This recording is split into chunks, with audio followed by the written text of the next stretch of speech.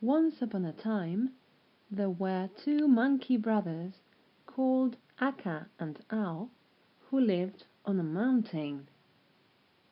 Aka, the younger one, was very big and strong and had a red right eye. Ao, the older one, was very small and wise and had a blue left eye. Soon after Aka was born, they lost their parents. So Ao took care of young Aka with all his heart and soul for many years. Ao taught Aka all sorts of things, such as how to find nuts, how to catch fish and shells in the river, the names of plants and insects, and about the people who lived near the foot of the mountain. As Aka grew up, he wanted to make friends with the people. There was a small poor village near the foot of the mountain where the villagers cultivated rice to make a living. Aka sometimes went down to the village to see the villagers. He could hear the laughter of children up ahead as he approached the rice field where they were playing tag. "It seems fun. I want to play with them," said Aka to himself. But every time he showed himself to them, dogs barked at him, and the children started crying and running away. Aka always returned regretfully to the mountain. "I'm sure that the villagers must hate me," said Aka to Ao. "I don't think so. They were too scared to get close to you because you are so big. If you don't give up, before long they will understand your kind heart," said Ao gently. But Aka didn't believe what Ao said to him. Now, on this same mountain lived a special monkey with white fur who was called Shiro. He lived in the heart of the mountain, surrounded by a bamboo grove. Shiro was more than 100 years old and had 1,000 years' worth of wisdom and magical power. Aka went to see Shiro because he thought that he would give him good advice. "King Shiro, could you please tell me how to make friends with the village people?" "There are two ways to do it," replied Shiro. "One is using things, which is easier and faster. The other way is using your heart. It will take time, but is more certain to work. Which one would you like to choose?" "I want to be their friend as soon as possible, so I'd like to choose the easier and faster one." "Then I will give you a magical power to change stones into gold. But don't use the power more than twice." "What would happen if I used it more than twice?" "It would bring a great disaster." Aka immediately dug up a large stone with his long arms and tried to change it into gold. Soon there was a piece of gold in his hand. The next morning Aka went down to the village with the gold and found an old lady cultivating her rice field. A dog started barking at him, but he ignored it and quietly handed the gold to the lady. The old lady took it with a shaky hand and bowed her head deeply to Aka. Gold was very valuable for the poor villagers because they could exchange it for food when they had a lean harvest caused by dry weather. Aka was really happy because the old lady didn't run away from him and took the gold he handed her. As soon as he returned to the mountain, he dug into the earth and uncovered a large rock. He changed it into pieces of gold and went down to the village again.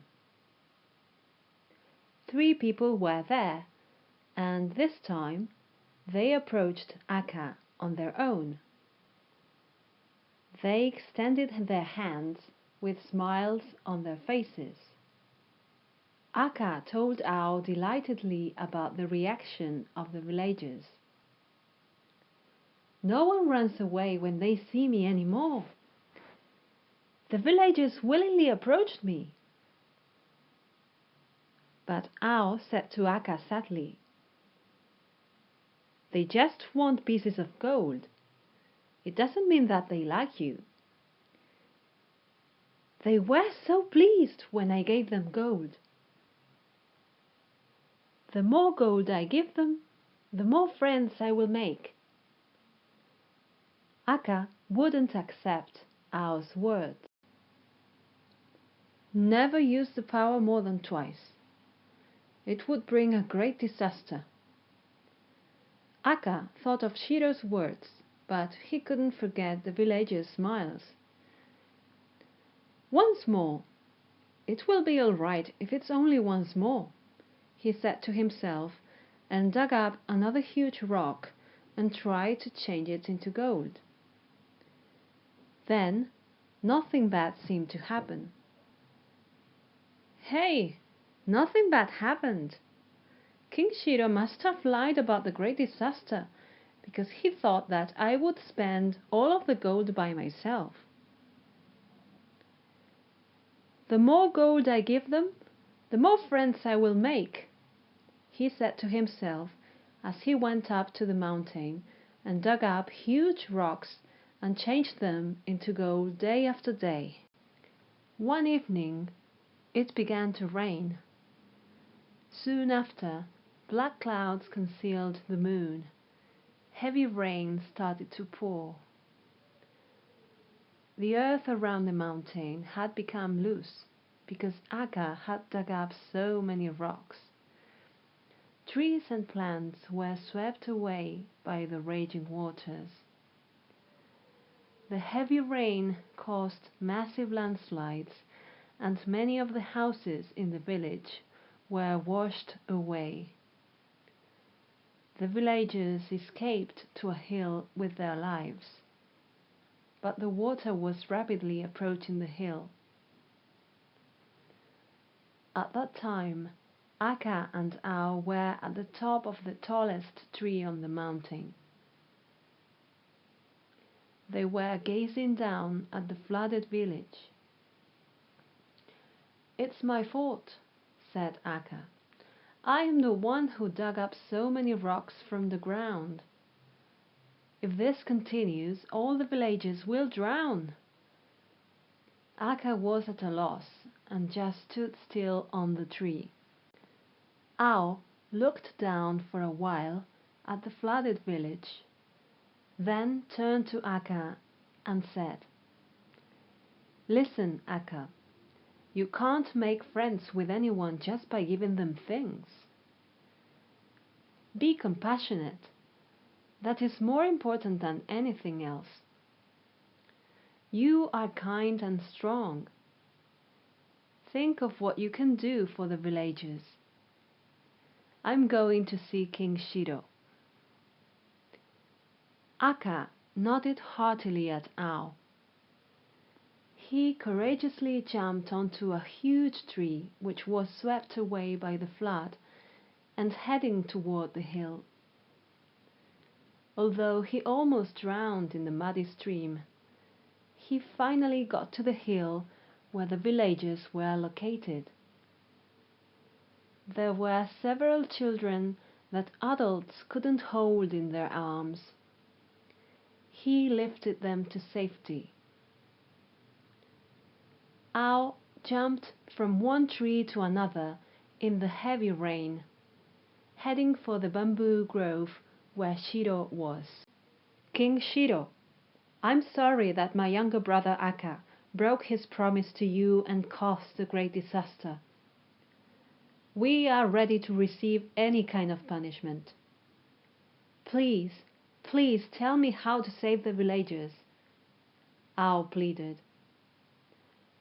Shiro closed his eyes for a while and then said, The only way to ease the anger of the mountain is to get help from the god of water. But the water level was rising. It was almost at the waist of the villagers. It's over, said a villager. We are going to drown in the flood. Aka, holding the children in his arms, clenched his teeth and held his ground. At that moment, a ray of light shined over the black clouds. A beautiful blue dragon flew down from the light, forming a big arch. The blue dragon breathed blue fire and began drinking the water. The water, which was at the waist of the villagers, started to recede rapidly. After the dragon had drained the water, it soared high into the air and flew away beyond the sky. The rain let up, and a red sunset glowed in the sky. Yes, we are saved! The god of water has saved us from the disaster! Thank you! Aka went to see Shiro because he was worried about Ao. King Shiro, where is Ao? Please tell me where he is. Aka pleaded. He won't come back. Ao gave his life to save the villagers. Then that blue dragon was... Aka cried loudly, shaking his huge body. He heard Ao's voice in his mind. Be compassionate. That is more important than anything else. Aka headed for the village. Fighting back tears, he began carrying huge logs to help rebuild the village. The villagers were afraid to approach him because of the fierce look on his face. Even though no one helped him, he kept working by himself quietly. Then an old lady summoned the courage to help him. She was the first villager to whom Aka gave gold. As time went by, 2 people came, then 3, then 4. The number of people increased little by little. 5, 6, 7, 8, 9, 10. The circle of support grew fast. By the time Aka and the villagers finished rebuilding the village, Aka had become friends with all the villagers. Aka helped the villagers with heavy lifting, taught their children what he learned from Ao about the mountain, played tag with them, and so on. Aka and the villagers built a shrine on the hill together to worship the god of water as a token of their gratitude to the dragon. The shrine on the hill watched over all the people and protected the village and the mountain. The end.